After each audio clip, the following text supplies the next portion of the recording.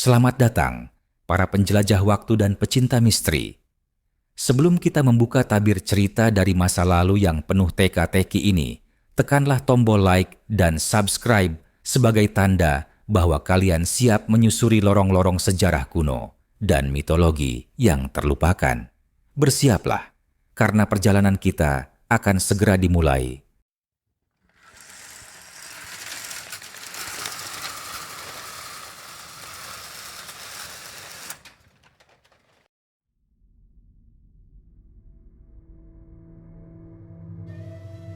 Dalam kekosongan waktu, ketika langit belum ditaburi bintang dan bumi masih sepi dari kehidupan, Tuhan yang Maha Abadi berfirman dengan kuasanya yang tak terhingga. Ia hendak menciptakan sesuatu yang belum pernah ada. Seorang khalifah di bumi, makhluk yang akan diberi kehendak bebas, pemahaman dan ruh dari Sang Pencipta sendiri. Dari tanah yang diambil dari berbagai penjuru bumi, ada yang lembut, keras, hitam, putih, merah, dan kuning, dibentuklah sesosok jasad. Tanah itu dikepal dengan tangan keagungannya, dicetak menjadi wujud sempurna seorang manusia.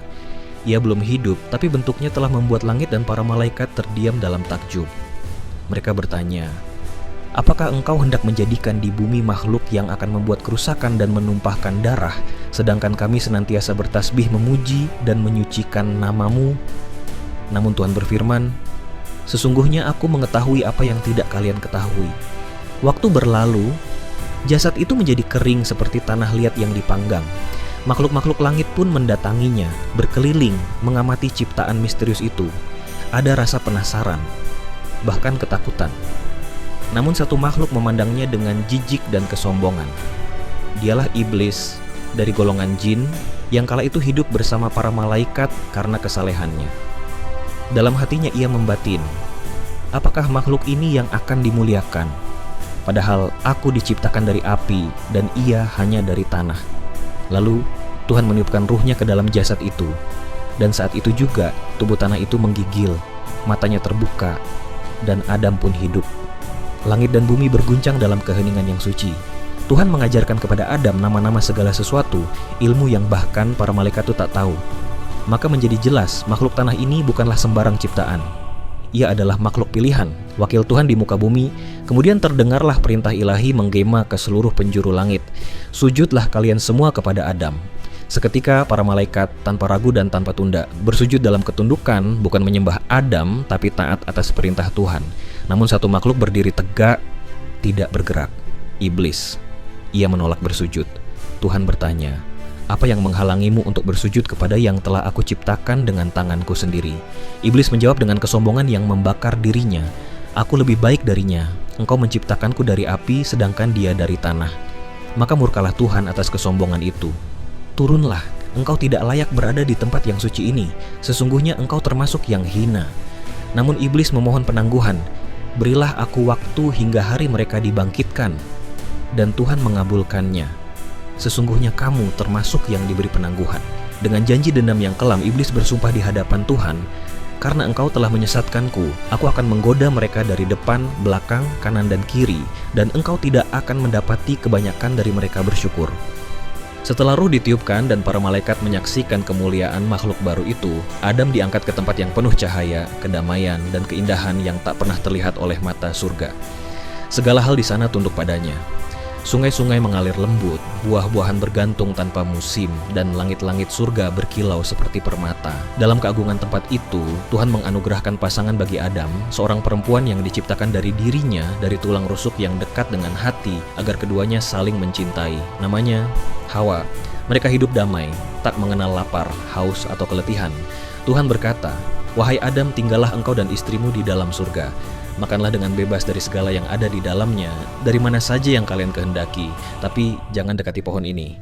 Jika kalian mendekatinya, kalian akan termasuk orang-orang yang zalim." Pohon itu berdiri sendirian. Daunnya lebat, buahnya bercahaya samar, seperti menyimpan rahasia yang tak boleh dijamah. Apa nama pohon itu? Tak seorang pun tahu dengan pasti. Namun ia menjadi titik dari seluruh ujian manusia yang pertama. Dan di balik semua keindahan itu, iblis mengintai. Ia tak lagi di langit, tapi dendamnya membara. Ia menolak tunduk pada Adam, dan kini bertekad untuk menjerumuskannya dari kemuliaan itu. Dengan licik ia menyusup ke dalam surga. Ia berbisik, menyamar dalam bentuk yang tak dikenali. Ia tak datang sebagai musuh yang ditakuti, tapi sebagai sahabat yang berpura-pura peduli. Kepada Adam dan Hawa ia berkata, "Maukah aku tunjukkan kepadamu pohon keabadian dan kerajaan yang tidak akan binasa?" Kata-katanya manis, penuh bujukan. Ia bersumpah di hadapan mereka, "Sesungguhnya aku ini hanyalah penasihat yang tulus." Tapi ia berbohong. Hari demi hari bisikannya menyusup ke hati, rasa ingin tahu mulai tumbuh. Mungkinkah ada yang lebih dari semua ini? Maka pada satu waktu yang sunyi, dengan langkah ragu namun tergoda, Adam dan Hawa mendekati pohon itu. Mereka menyentuhnya dan mereka memetik buahnya. Sekejap setelah buah itu digigit, surga berubah. Cahaya memudar, kegelisahan menyusup, tubuh mereka menjadi sadar akan aurat, dan rasa malu yang sebelumnya tak dikenal menyelimuti mereka. Mereka mencoba menutupi tubuh dengan daun-daun surga yang besar, namun kegelisahan itu tak hilang. Tuhan memanggil mereka dengan suara yang menggema. "Bukankah aku telah melarang kalian dari pohon itu dan mengatakan bahwa setan adalah musuh kalian yang nyata?" Adam dan Hawa menunduk, tubuh mereka bergetar, hati mereka luluh dalam penyesalan. Dan mereka pun berkata, "Ya Tuhan kami telah menzalimi diri kami sendiri. Jika Engkau tidak mengampuni kami dan memberi rahmat kepada kami, niscaya kami akan menjadi orang-orang yang merugi." Tuhan dalam keagungan dan kasih-Nya menerima taubat mereka. Tapi hukum ilahi tetap berlaku. Kejatuhan dari surga tak bisa dihindari. Lalu terdengarlah keputusan yang akan mengubah sejarah seluruh umat manusia. "Turunlah kalian semua. Sebagian kalian menjadi musuh bagi sebagian yang lain. Dan bagi kalian ada tempat tinggal dan kesenangan di bumi sampai waktu yang ditentukan." Langit pun menangis. Bumi bersiap menerima dua makhluk surga yang kini menjadi manusia bumi. Dan perjalanan panjang anak-anak Adam pun dimulai dari surga menuju dunia, dari ketenangan abadi menuju ujian yang tak terputus. Dengan kehendaknya yang mutlak, Adam dan Hawa diturunkan dari surga, bukan bersama tetapi terpisah. Adam terdampar di sebuah tempat yang kelak dikenal sebagai Gunung Sri Lanka, tinggi dan sunyi, sementara Hawa diturunkan di Opadang yang luas di wilayah Jeddah. Jarak membentang di antara mereka ribuan kilometer. Tak ada bintang penunjuk arah, tak ada suara satu sama lain. Yang tersisa hanya harapan dan doa. Mereka saling mencari. Tahun demi tahun berlalu. Angin padang pasir menyapu jejak dan hujan menghapus bayangan. Namun kerinduan tak pernah mati. Mereka berjalan memanggil berdoa. Langit mendengar, bumi mencatat. Selama masa itu Adam merasakan lapar, rasa yang tak pernah ia kenal di surga. Tubuhnya yang dulu tak membutuhkan apa-apa, kini lemah dan menggigil. Tapi Tuhan yang Maha Pemurah tidak membiarkan ciptaannya tersiksa. Saat ia diturunkan ke bumi, Tuhan menyisipkan satu anugerah kecil dari surganpu dalam genggamannya. Sebutir gandum, tanaman yang kelak menjadi awal kehidupan manusia. Dengan susah payah Adam menanam biji itu di tanah. Ia mencangkul dengan batu, menggali dengan tangan, dan menyiram dengan air mata. Hawa pun yang merasakan lapar di tempat lain menanam biji yang sama. Hari demi hari mereka rawat, daun-daunnya tumbuh, batangnya menguning, hasil pertama dari bumi, benih dari surga. Namun, belum selesai di situ. Setelah panen, mereka harus memahami sendiri bagaimana mengolahnya. Tak ada alat, tak ada resep. Mereka mencoba menumbuknya dengan batu, mencampur dengan air, lalu membakarnya di atas api kecil dari dua batu yang digesek. Gagal, hangus, pahit. Tapi mereka tak menyerah. Hari berganti malam, tahun berganti musim. Akhirnya setelah berkali-kali mencoba, roti pertama tercipta. Hangat, sederhana.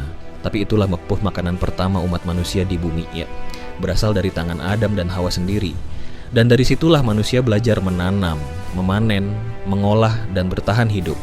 Namun pencarian belum selesai. Dalam kerinduan yang panjang, mereka terus berjalan.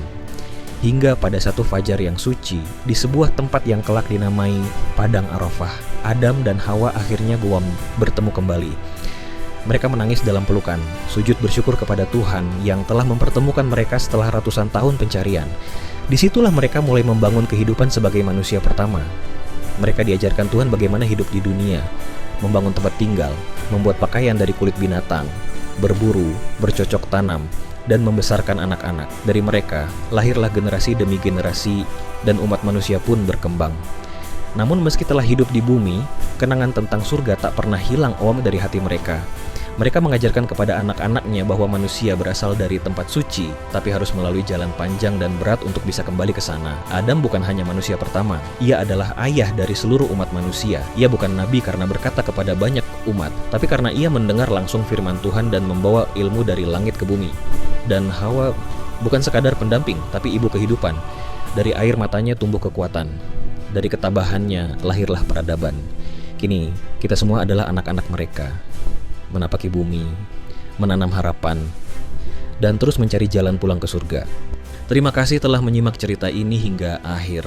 Mohon maaf jika ada kesalahan dalam penyampaian, baik dari segi bahasa maupun penyimpulan, karena saya juga hanya manusia biasa yang tidak luput dari khilaf dan salah. Jika kamu memiliki pertanyaan, masukan, atau ingin berdiskusi lebih lanjut tentang cerita ini, jangan ragu untuk menulisnya di kolom komentar. Insya Allah akan saya balas sebisa mungkin. Sampai jumpa di cerita selanjutnya. Tetaplah bertanya, teruslah mencari, dan selamat menjelajahi misteri dunia kuno bersama kita.